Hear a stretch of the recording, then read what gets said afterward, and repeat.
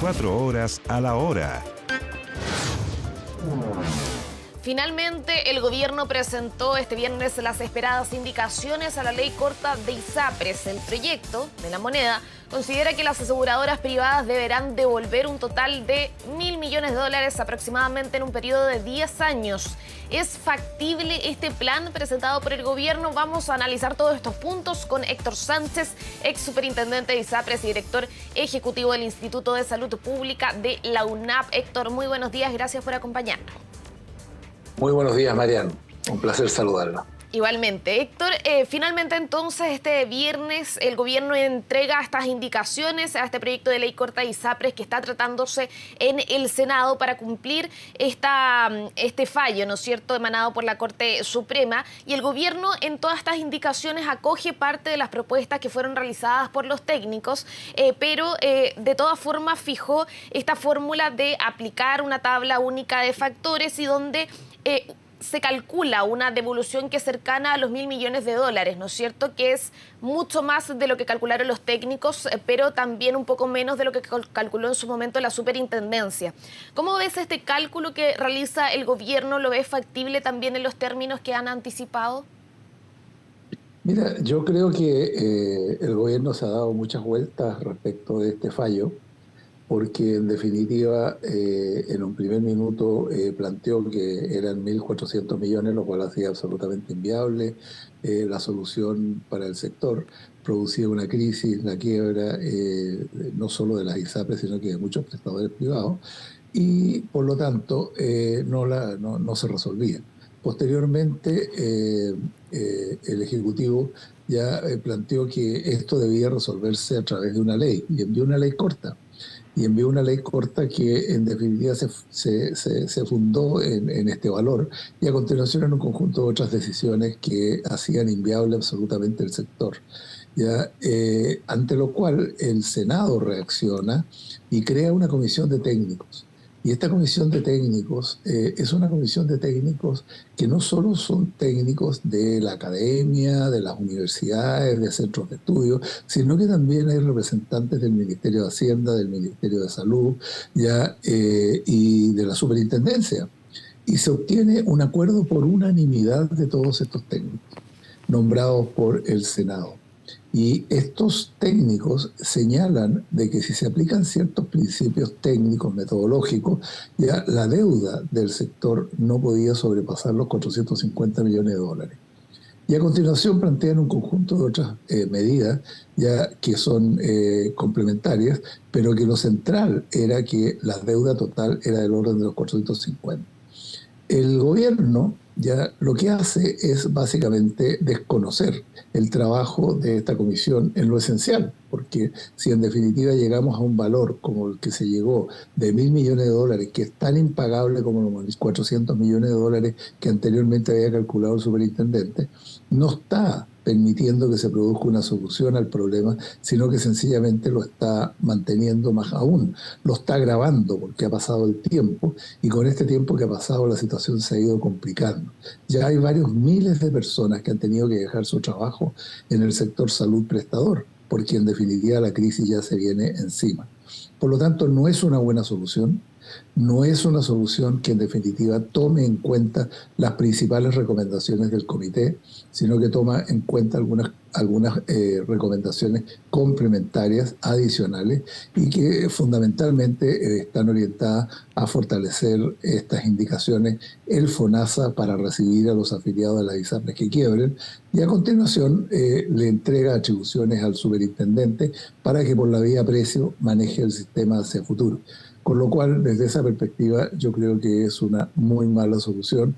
No va a resolver el problema, la crisis se va a mantener y creo que además ahora viene una crisis política, porque en definitiva el Ejecutivo se enfrenta con el Senado, porque el Senado fue el que nombró esta comisión de común acuerdo con el gobierno, ¿no? Y el gobierno a continuación no le gustan los resultados técnicos de esta comisión que el mismo gobierno formó parte y a continuación lo desconoce. Por lo tanto, yo creo que viene además conflicto político. Sí, Héctor, justamente en lo que tú decías, el ministro de Justicia, Luis Cordero, da una justificación en lo que señala respecto de que el cálculo que se realiza y que por ende queda similar o cerca de los $1.000 millones es porque no se acoge la mutualización, que era parte de las propuestas de este comité. Y señala él también que se excluye la mutualización por una razón jurídica. Dice que la Corte Suprema, además, habría señalado que podría provocar un incumplimiento de la sentencia porque la sentencia tiene una obligación con los usuarios y que finalmente el gobierno lo que hace es seguir esta senda de que se revise caso a caso y no en el sistema general.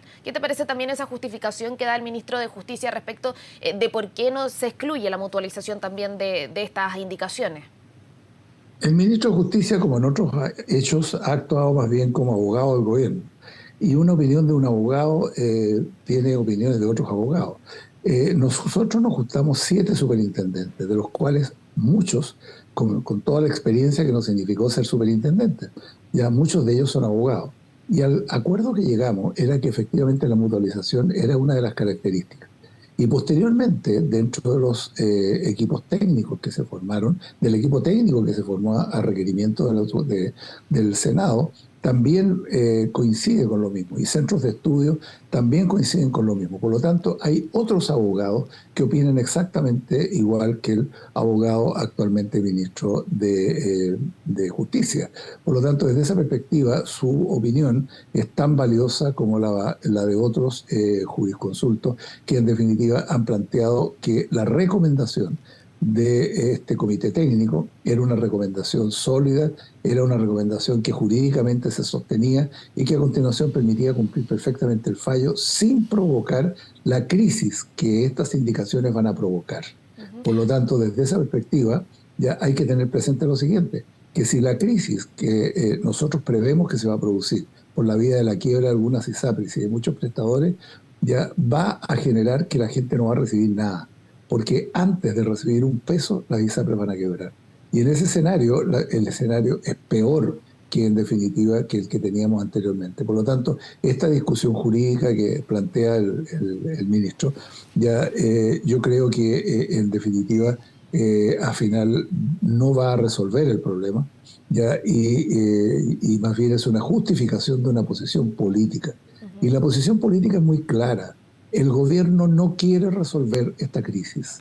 Y no quiere resolver esta crisis porque lo que pretende es, en definitiva, imponer su proyecto político respecto al sector salud, que implica estatizar la salud, crear un seguro único de salud, que desaparezcan las ISAPRES como las conocemos y que a continuación se existan seguros complementarios, ¿ya? Y por lo tanto se maneje la salud chilena en base a uno de los 2 modelos con los cuales se ha discutido durante décadas en este país y no se han llegado a acuerdos. Yo hubiera preferido ¿Sí? que se hubiera resuelto esta crisis. Sí, puedes ir. Yo hubiera preferido que se hubiera resuelto esta crisis y que a continuación, ¿no es cierto?, se hubiera actuado en una reforma, que también el Senado nombró una comisión para hacerla, ya para hacer una propuesta, y que hoy día no tiene ningún sentido que siga existiendo, porque en definitiva, ¿qué van a reformarse? Al final lo que va a suceder es que las ISAPRES van a desaparecer y a continuación se va a producir una quiebra de prestadores privados, por lo tanto no va a haber nada que reformar, sino que más bien seguir profundizando en un modelo político que por lo demás ya fue rechazado por la ciudadanía en el último plebiscito constitucional. Sí, Héctor, en estas indicaciones que entrega también el gobierno hace una serie de puntos para una eventual devolución a 10 años. También se señala que se pueden realizar estas devoluciones a través de excedentes. Todos los puntos que realiza el Ejecutivo a través de las indicaciones, ¿ves alguna viabilidad de que eso se pueda suceder con la situación actual de las ISAPRES? Tú decías también y mencionabas una crisis que adelantan por parte de lo que ustedes han analizado. ¿Cuál es ese escenario que ustedes prevén respecto de si estas indicaciones son tomadas, son aprobadas y finalmente llegan a publicarse así como el Ejecutivo las ingresó? Mira, yo creo que si estas indicaciones son acogidas por el Parlamento, ya en definitiva nos vamos a encontrar con la siguiente situación. Las ISAPRES van a tener que pagar del orden de $100 millones anuales y las utilidades de la industria en un año muy bueno han llegado a ser $60 millones. Por lo tanto, ya tienen un déficit de ingresos de entrada del orden de los 40 millones de dólares anuales. Por lo tanto, en los próximos 10 años, las ISAPRES van a acumular un déficit de 400 millones de dólares que no van a poder pagar, ya sea en 5 años, en 8 años, en 10 años. ¿Ya? Y por lo tanto, desde esa perspectiva, el que hayan mantenido el plazo a los 10 años es marginal, ya porque en definitiva es un plazo para pagar una deuda que es impagable.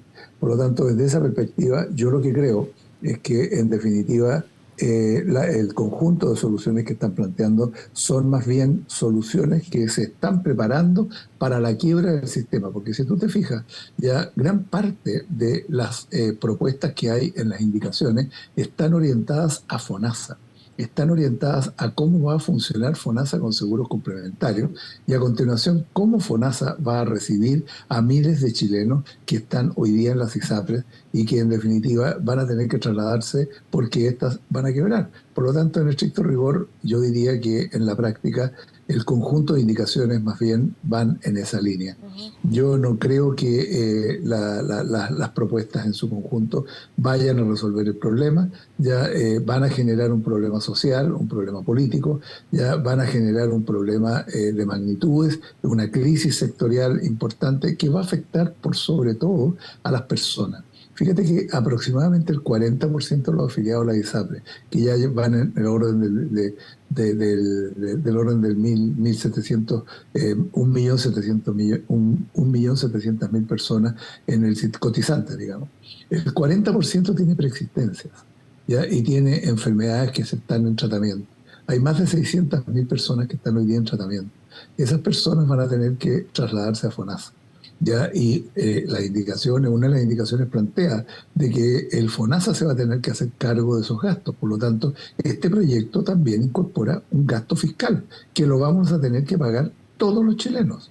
Por lo tanto, desde esa perspectiva, tampoco es una buena solución, ¿ya? Porque además este proyecto está mal formulado.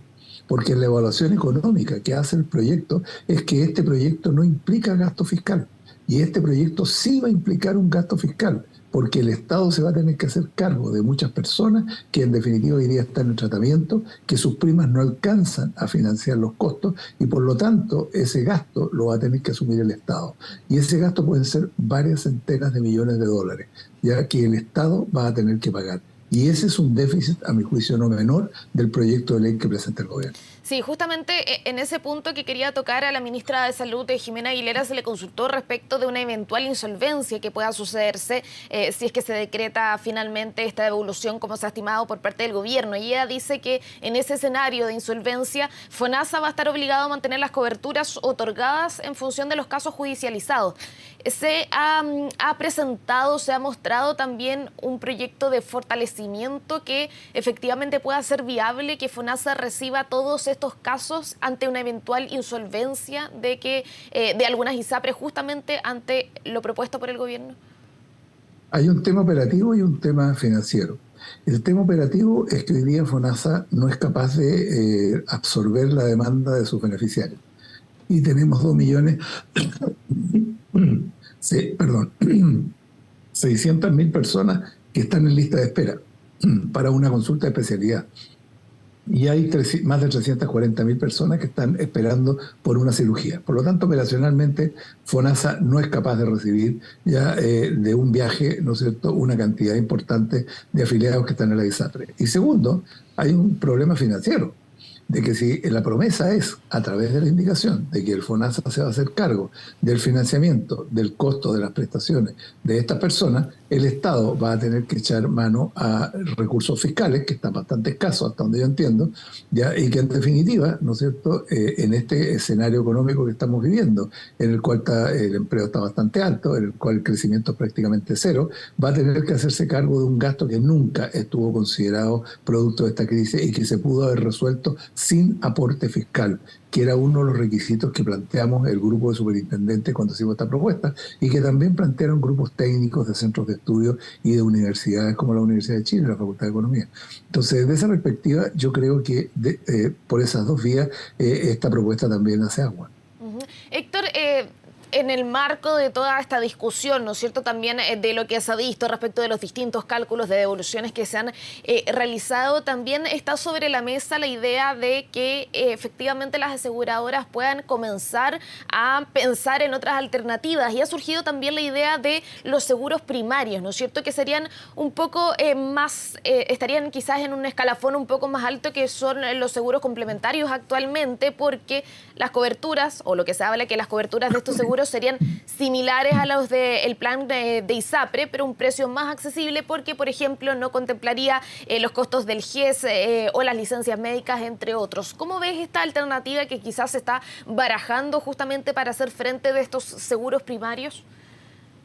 Esta alternativa es compleja porque en la práctica, si estos seguros primarios se llevan a la práctica, la primera pregunta que uno se hace es, ¿va a ser con selección el ingreso o no?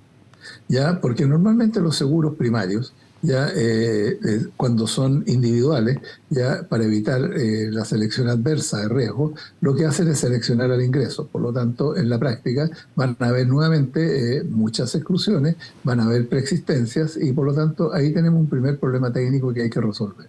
Segundo, si se quieren hacer seguros primarios, lo lógico es que el marco regulatorio de las compañías de seguro cambie sustancialmente. Y el cambio tiene que ir en la línea de lo que son hoy día las ISAPRE, por lo tanto es crear nuevas ISAPRE, ¿ya? Que son las que justamente el gobierno está queriendo hacer desaparecer. Tercero, ya las compañías de seguro van a cobrar determinados precios que en definitiva se ajusten a los riesgos que van a asumir. Y aquí viene un cuarto problema. ¿Quiénes son los que van a poder acceder a esos seguros eventualmente? Los que van a poder acceder son población joven y sana, porque la población de mayor edad y con preexistencia, con exclusiones o con tratamientos en marcha, no van a ser absorbidos por este tipo de propuestas. Y finalmente hay un aspecto de competencia. Hoy día las ISAPRES tienen la capacidad de captar el 7% para poder financiar el plan de salud de las personas, y estos seguros primarios no la tienen. ¿Ya? Y por lo tanto ese 7% va a ir al FONASA y todo el costo de este seguro complementario va a tener que pagarse del bolsillo. Por lo tanto, en ese escenario lo que va a suceder es que esto va a ser más caro.